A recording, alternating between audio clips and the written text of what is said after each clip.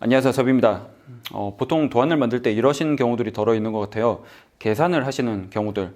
특히나 이렇게 곡선인데 원이죠, 원. 이 반지름이 똑같거든요. 원의 길이를 계산할 때 이런 수식을 써서 하시는 경우들이 덜어 있는 것 같습니다. 그런데 굳이 그렇게 하실 필요가 없긴 하거든요. 제가 예를 한번 보여드릴게요. 지금 이것 같은 경우는 반지름이 30입니다. 30mm거든요.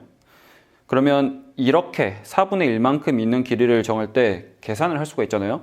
계산은 쉽습니다. 저희 다 배웠잖아요.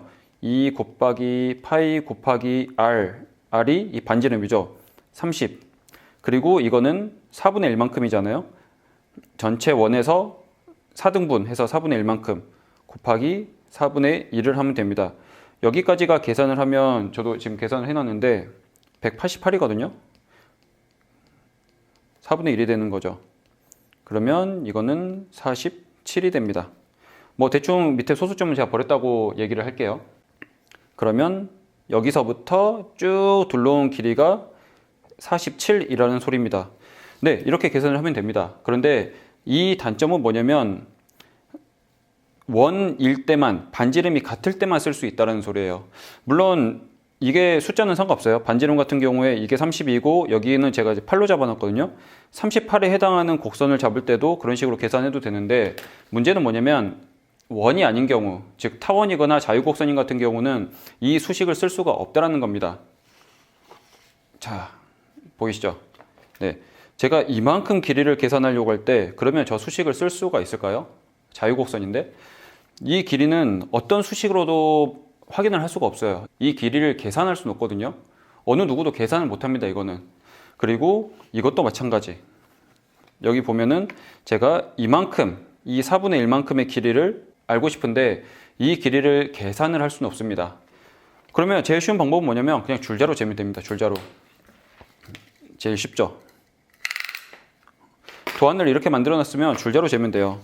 줄자로 여기서 0을 맞춰 놓고 세워서 이 라운드 돌아가면서 이렇게 재어주면 됩니다. 그러면 이 길이를 내가 알 수가 있잖아요. 이것도 마찬가지. 이것도 0 맞춰 놓고 이렇게 꼼꼼히 눌러 세워서 맞추어서 이렇게 잡아주면 됩니다. 그러면 굳이 계산하지 않아도 정말 쉽게 이 곡선의 길이를 잡을 수가 있어요.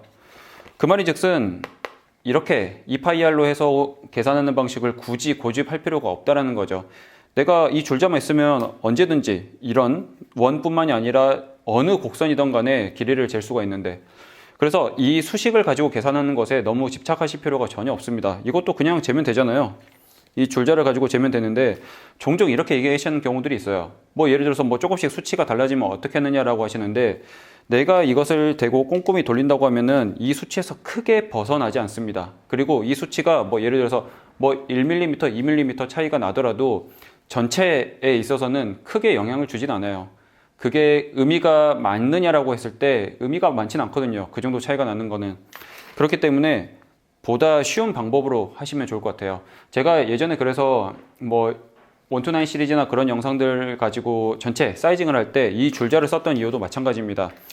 내가 디자인하고 내가 만들어내는 이 도안에 있어서 원으로 되어 있는 곡선만 쓸 수가 없기 때문에 이런 자유곡선들을 쓸 때는 이 줄자를 사용해야 되고, 이 줄자를 사용하는 게 훨씬 편합니다. 네, 훨씬 편하고 이런 더 어려운 자유곡선도 줄자로 하는데, 그러면 쉬운 곡선 같은 경우는 굳이 2파이r로 계산할 필요 없이 재면 되지 않느냐라고 말씀을 드리고 싶은 거죠. 굳이 너무 어렵게 계산하실 필요가 없습니다. 그냥 줄자로 재시면 되니까. 네, 참고해서 조금 더 쉽게 가죽공예를 즐기시면 좋을 것 같아요. 네, 그러면 다음에는 다른 영상으로 찾아오겠습니다. 감사합니다.